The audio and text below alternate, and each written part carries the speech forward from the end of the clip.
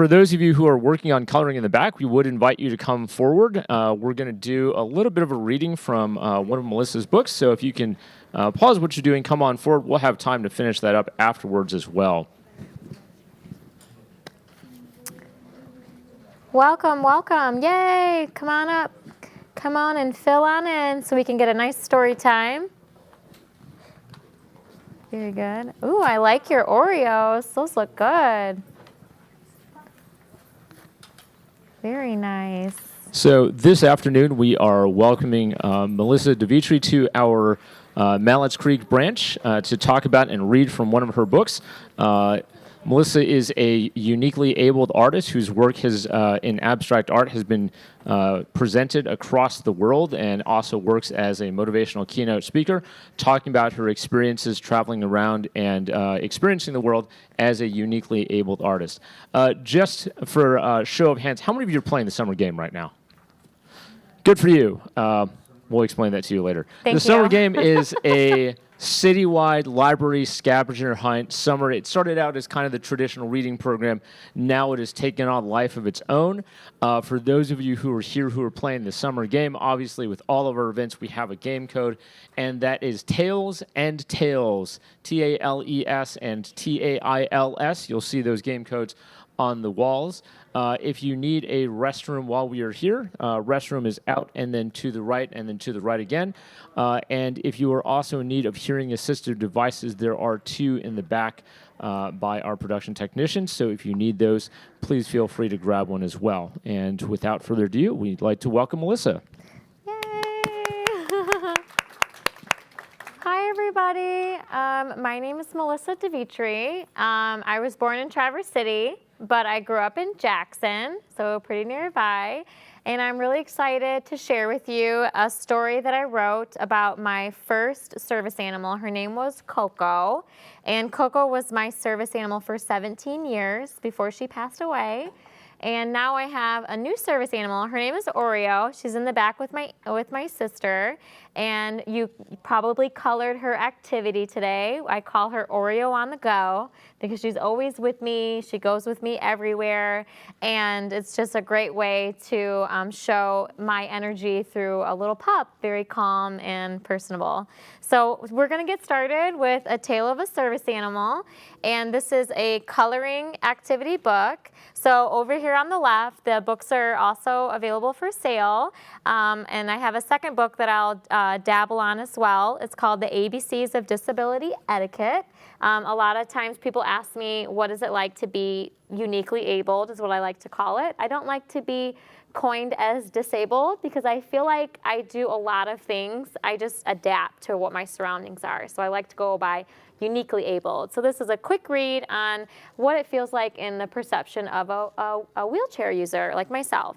So we're going to get started, and if you have any questions along the way, we just ask that you raise your hand so that we can ask the question out loud, and I'd be happy to answer anything that you'd like to know. So it says, A Tale of a Service Animal, and let's get started. So we've got a nice memoir of CoCo in the beginning. So CoCo was a Chihuahua miniature pinscher, and a lot of times people wonder, how did CoCo become my service animal if she's so small?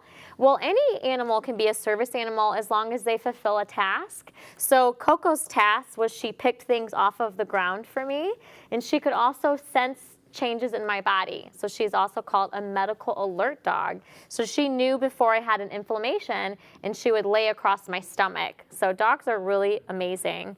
So traveling through an airport with my service animal, CoCo. So here's CoCo all smiling, all ready to go. She's so sweet. And it says, meet CoCo, the happiest little pup that you'll ever see. She loves going on adventures with her best friend, Melissa. Can you guess where they'll be traveling to today? Who can make a guess on where they might be going? Yes, how about in the back? Walt Disney World. Walt Disney World's a good guess. Okay. The beach. The beach is a close one. Anybody else?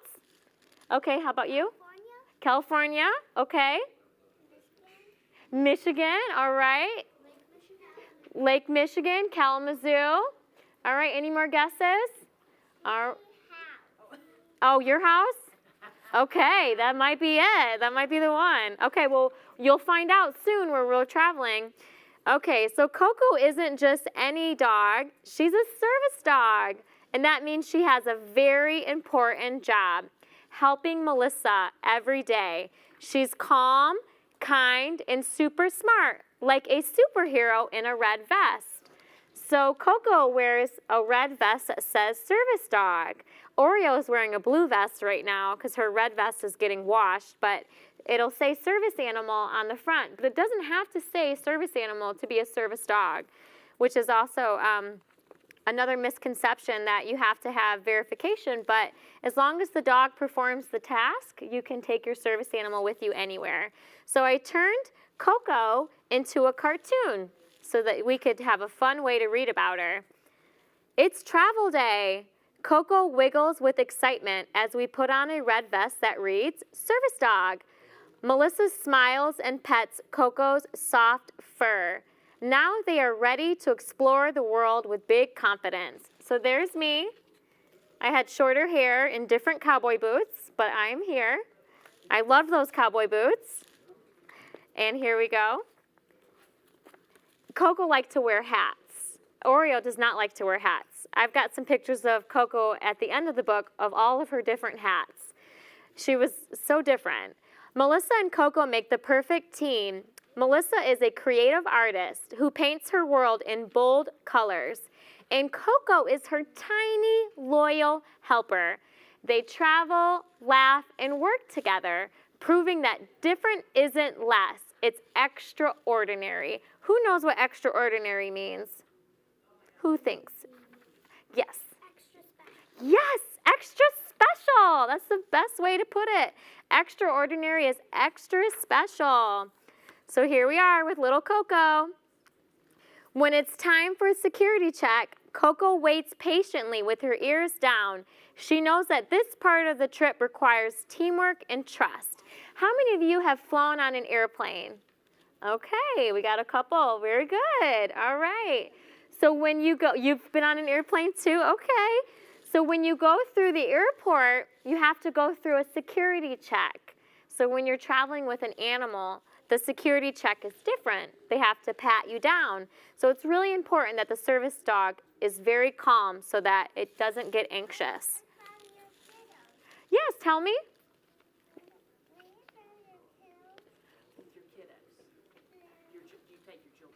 Do I have children?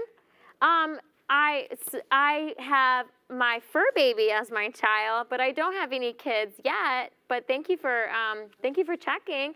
Just Oreo right now. She makes enough trouble for me. Do you have a question in the back? You can ask. Go ahead. Take your time. Does CoCo like catch? Does CoCo like to play catch? Yes, CoCo was a very rambunctious Chihuahua miniature pinscher. One of her tasks was picking things off of the ground for me. So it was like a game. Whenever there were things on the ground, she'd bring them right to my lap because it's hard for me to reach. So that's a great question. That is one smart dog. So smart, very smart. Do we have any more questions? Okay, we'll keep. That's all right. You can ask as many as you like. CoCo smiled like a little sunshine of joy as they rolled toward the gate, ready to start the real adventure. So this is also a coloring activity so that you can color while you're learning. So this is a very important picture. So we're getting ready to go on the airplane. So because I have a wheelchair, I had to transfer to a special seat so that a person that is an accessibility helper could push me onto the airplane. So it shows that I can still travel like everybody else, but I just need a couple extra helpers. It's pretty cool, huh? All right. So the helpers at the airport make sure Melissa and CoCo get to their seats safely, CoCo sits quietly, snuggled close to Melissa. She looks out the window as the plane gets ready to fly. CoCo loved to travel. She was always smiling. Everyone thought she was so fun to watch. She was ready to go wherever I went, and she'd fall asleep within 5 minutes. So it was great. She was ready to go. Melissa whispers, "Ready, CoCo?" They're off to explore a new place. So it looks like her, doesn't it? In her little hat and everything. Little CoCo nugget. Okay. CoCo's ears perk up and her tail wags fast. She loves traveling with Melissa. Their flight went smoothly and CoCo rested beside the seat, calm and alert. So notice I always use words like calm and ready because my service animal was always focused on me, the handler, but she was also very patient and not anxious. As they prepare to get off of the plane, she looks up to Melissa, ready for her next cue. Her job isn't over yet. CoCo is constantly focused to guide the safest way. Has anyone seen a van like this that has a ramp on it? Yep, raise your hand if you've seen a van like this. Okay, very good. Awesome. So this is a very special van. This is how I drive. I'm able to drive because the ramp comes out on the side and I roll right into it. So I have a special way of getting around when I'm traveling. It says, outside the airport, an accessibility-friendly van waits for them. The ramp lowers gently to the ground so Melissa can roll on with ease. CoCo hops onto her lap, watching the world pass by through the window. They've traveled this way many times before, side by side, full of curiosity for what's next. Amazing. Oh, yes, you want to ask a question? Are you going to make one of Oreo? Am I going to make a book of Oreo? I am. I'm making one right now of little Oreo and all of her adventures. So you get to see it first with the coloring packet, or Oreo on the go. Thank you for the question. Yes, you want to ask something? Take your time. I think that dog must be happy almost every day. Yes, that's right. You think that CoCo is happy just about every day. She is. She gets to go on adventures with me, and we get to have a lot of fun. Did you want to ask something?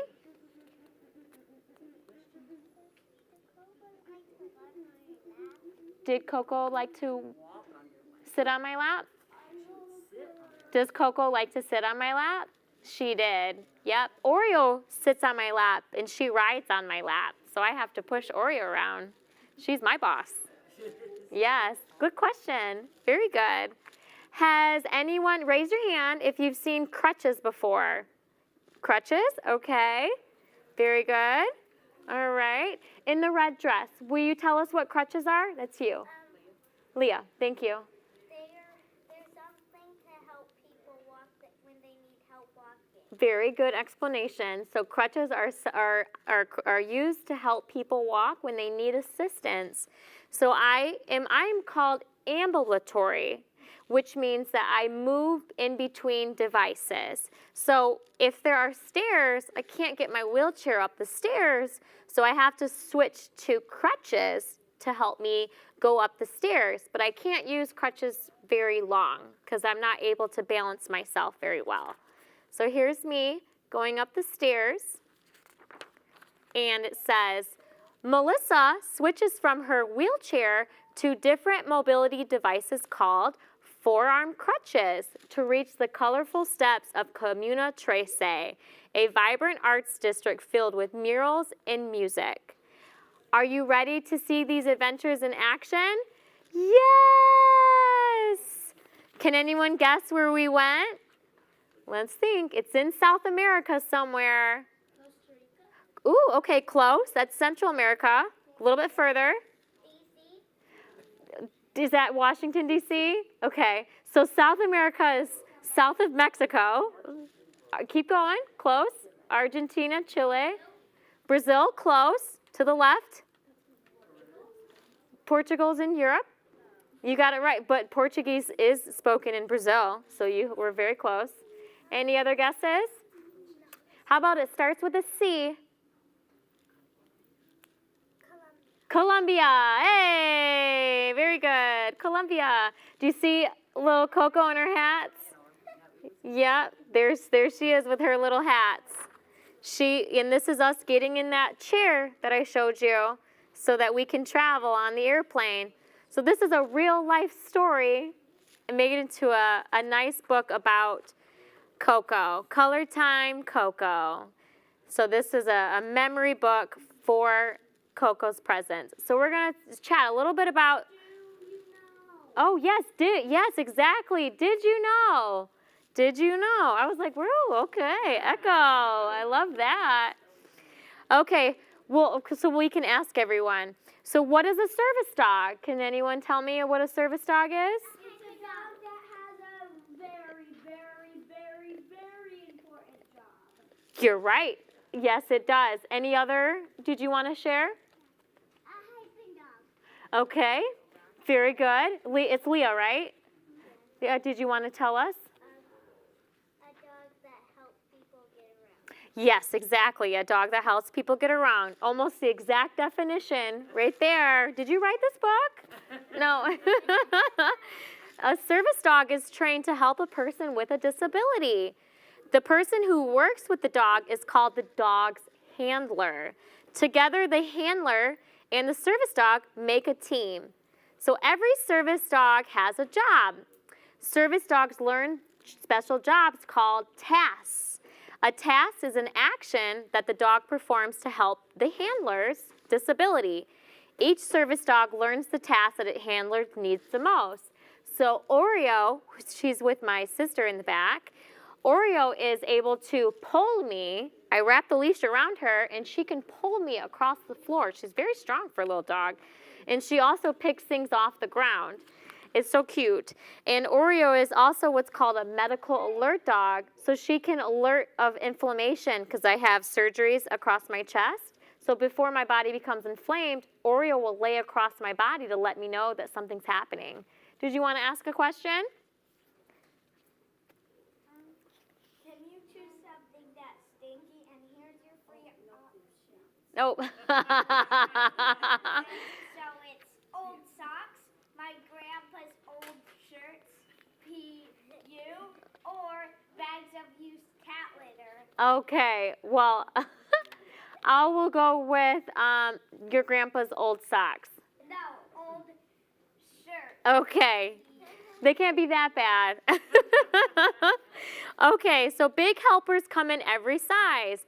Service dogs can be large or small, and they can also be many different breeds. A dog's size does not decide how important its job is. Small dogs like CoCo can perform very big tasks. So guide dogs. Does anybody know what a guide dog is? Go ahead. Anybody want to share? I know you two might know. Do you want to give us an example? Yes. Weren't you working with the canines? No. No, but you knew about the program. Okay. Yes. That's a guide dog. Yeah. Okay, you want to tell us? Okay. Very long leashes. Okay. A guide dog is a dog that helps guide a person that is uniquely able. Amazing. A guide dog is a guide that helps the uniquely abled. Very well said. It helps people who are blind or have low vision. They can also help their handlers travel around obstacles, find doorways, and stop safely at curbs. So there's a couple pictures of some guide dogs here for reference. All right. How about hearing dogs? Who knows what a hearing dog might do? Go ahead. It helps people hear. Helps people alert for sounds. Yes. So hearing dogs can help people who are deaf or hard of hearing. So great job. They also might alert their handlers to doorbells, alarms, phones, or someone that's calling their names. So there's a couple pictures here of the hearing dogs. And then mobility assistance dogs, which is Oreo. I see Oreo giving kisses in the back. Mobility assistance dogs help people who have difficulty moving, walking, or balancing. They may pick up dropped objects, retrieve important items, open doors, or press accessibility buttons. It's very cool what mobility dogs can do. Medical alert dogs. Some service dogs are trained to notice certain changes happening inside their handler's body. Has anyone heard of epilepsy before? It's when somebody, oh yeah, so do you want to explain what? When somebody sees flashing of bright lights and they get dizzy and stuff? Yes, exactly. So epilepsy is when someone might be reacting to lights that are moving fast, and they could be having what's called a seizure.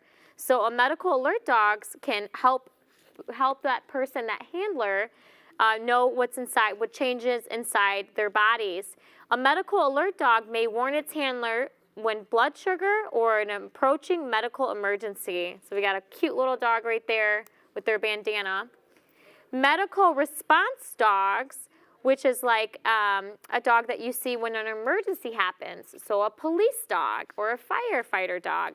Medical response dogs are trained to help with an emergency. They may also bring medicine, find another person, alert and activate an alert device, or stay beside the handler until help arrives. Pretty amazing what service dogs can do. And psychiatric service dogs, and psychiatric service dogs happen a lot for persons that are veterans or persons that have high anxiety. So psychiatric service dogs are ones that help anxiety or help lower persons that need calming. And then the last but not least, a couple facts about service animals is service dogs can be trained by a professional trainer or its handler. The dog learns good manners, practices staying calm, and trains to perform specific tasks. Sometimes it could take them months or even years. So there's some things that people don't always know is no certification or vest is required. So if you are in the United States, service animals do not have to wear a specific certification. However, I do find that it helps if they are wearing something, because that helps people to not approach them and try to pet them. But please do not distract. A service dog must pay close attention to its handler, so please don't whistle or call or feed it without permission, because if you distract the dog, it could cause it to lose an important signals. So last but not least, where can service dogs go? Service dogs are generally allowed to accompany their handlers in places where the public can go. You may see a service dog in a restaurant, store, hotel, school, or many other places. Even when animals are not usually allowed, service dogs are also often welcome because they are working. So we've got a nice little thank you here for CoCo at the back, and it talks about my disability. So I'll share a little bit about it. So I was born with a disability called, yes? I could share one thing about the leader dog. We went to a function, and there were about 100 people. Do you want to give him the mic, or is it okay that? Everybody here? Yeah. Okay. And it was amazing that when the blind person and the dog met somebody and was told the name of that person, and then it left, let's say, to go use the restroom or something, and wanted to go back, all the blind person had to say was the name of the person, and that dog knew, could be 10 people, 10 different names, and it took them right to the name. Yeah. That is amazing. It's very, very cool. Yeah, a few weeks ago, the Ann Arbor District Library had a conference called Vision. And so they want VISION. So my sister and I went, and we saw a lot of these dogs in action, and it was really amazing. They are so smart in the way that they can find a seat for the person that needs to sit down because they don't know what their surroundings are, how they can guide them through the doorways. It's pretty miraculous. We are unconditional love with service animals. So thank you for sharing. So this is the end of the story time reading, and so we'll do some questions and Q&A right now. So I was born with a disease called sacral agenesis. So it's a very rare congenital disease. It's surveyed 25,000 people in the world have it. So I'm missing the sacrum on the back of your body, also the tailbone as well. So I don't have that cage. And also my hips are dislocated. So I've had 19 surgeries, and I'm a warrior. I'm a champion. I wake up and I have gratitude. I have excitement to live, even with all the obstacles that I face. And in 2024, I became more disabled because I was in a boating crash. So I was ejected from a boat, and I'm just grateful to have my life because I could have been paralyzed. But it fractured my foot, so now I can't balance on my feet with the crutches, which has brought me to my wheelchair. But it's given me a new perception on life. It's taught me that at any moment in your life, you could become disabled or more disabled. And it allows me to see different things. And I like to call my wheelchair my throne, because I'm able to have all of my energy, as much energy as I can, and still use this to get around. So it's a great way to represent people with wheelchairs, because as I grew up, I didn't have a lot of individuals like myself. So I find that it's a great experience to be able to talk about being able to overcome as many obstacles as you possibly can with all of the things that are, new and adapting. So very good. Is there any questions that we'd like to ask about the book or myself? We've got a mic over here. You just say your name. We can ask the question. So just as a quick interruption, we are actually putting this on our stream, and then it will go onto our YouTube channel, which is the AADL's YouTube channel. So we do ask that you speak into the mic if you have a question, so we can get that recorded into the stream. Questions?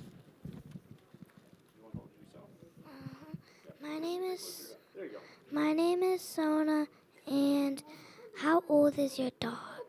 How old is Oreo? Yeah. Oreo is 1 year and 6 months. I adopted Oreo when she was 6 weeks old. I was living in Tampa, Florida, and she was rescued from the Humane Society. So Oreo comes with a little bit of extra personality. She's got a little snaggle tooth in the front, which is what you see in your coloring pages, but it gives her a little extra smiles. Thank you for the question. Does anybody else? Maybe my sister want to ask something? Put you on the spot. Yeah, is this on? Yes. Okay, I'm just curious how you deal with parking and maybe getting into some places that don't have the button, for accessibility button. They don't have it. How do you handle that? Oh, it's a great question. So it's a two-part question. So parking is the first question. Because I use a wheelchair accessible van, I need 8 feet in order to open the ramp. So I've tried really hard to get close parking if it's available. Sometimes there'll be occupants that'll be in disability parking that don't have a placard because they're running in or out, and you hear all the things. So I have to park all the way in the back of a parking lot sometimes, and that can be really dangerous, especially because when I'm rolling, people don't always see me and they might accidentally back up. So parking is always a hard one for me. So I will sometimes spend 10 to 15 minutes just trying to find that right spot. But I do my best to be very careful, especially with Oreo being a puppy.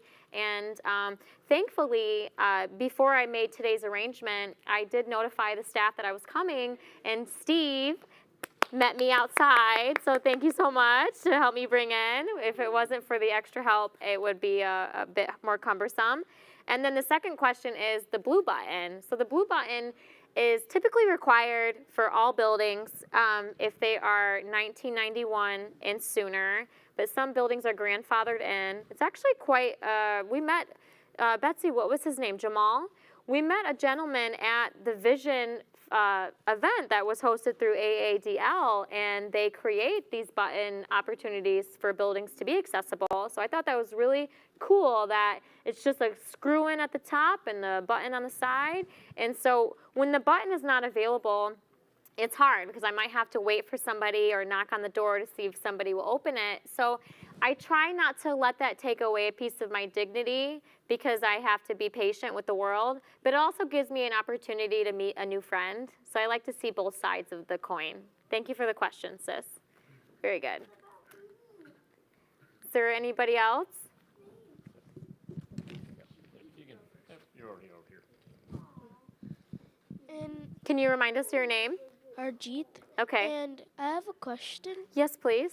Like when you're in places where there's no access for like uniquely abled people, what do you do? Okay.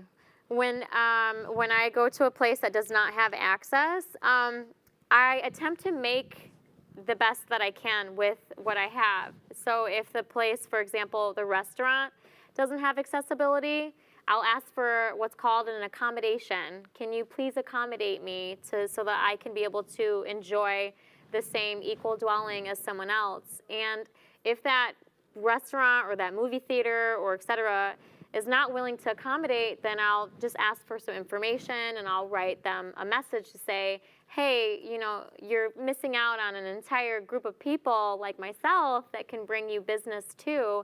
But it seems to be a day-to-day for me. Like, even though I think I'm gonna get there and it's gonna be completely accessible, I might get to the door and I might have a lot of trouble. But I guess the best thing I can say is just be really positive about the experience, because there are things that are out of your control, and if there isn't accessibility for you, always ask. It's always good to ask for a manager, ask for help, and to see if they can accommodate you. Like, one thing is I can't see because I'm so petite, so can I come to the front so I can hear and see better? Or can I eat at this booth because the table is lower?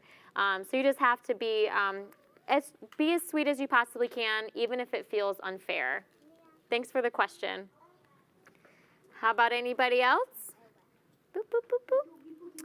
And so before we go back to our coloring activity, and these books are available here in the front. I also wrote, this is a second book that I wrote, and it's called The ABCs of Disability Etiquette. So many times people ask me, what is it like to be uniquely abled? What is it like to be a person that has a disability? Because many times people will forget manners or common sense when they're helping someone with a disability. Like, you're not supposed to push the person's wheelchair without asking first, can I help you? You shouldn't talk over the person that if I'm in front of you. And also, I don't like when people speak very slowly to me, like I can't understand. That also makes me feel like a little piece of my heart is stopping. I know that not everyone means ill will, but that's why this book is very important, because it's a quick guide on how you can emphasize and have compassion. And it's a short read as well, you know, ABCs of disability. And also it talks about the different devices that I've used over my lifetime, from a wheelchair to an exoskeleton to a walker to a large, it's like a tank that can take you in nature. So it's a quick read, again, A through Z, on all the things that I compiled over my lifetime on why it's important to just stop and take a second, because 80% of disabilities are ones that we can't see. ADHD, OCD, dyslexia, etc., mental illness. So I think that we're all going through things that we just need to have a little bit more patience with each other, because you never know what you're going to learn, and it shows that it can just show greater appreciation for the common people. So thank you so much. Very good. Love it. And you're welcome to stick around, and if you'd like a book, I would sign it for you up here at the front. Also, we have extra coloring packets in the back of Oreo. So if you'd like to take one to go or stick around and color, you sure can. And I'm here, so you can ask me anything you'd like. So thank you so much. Thank you. How'd we do?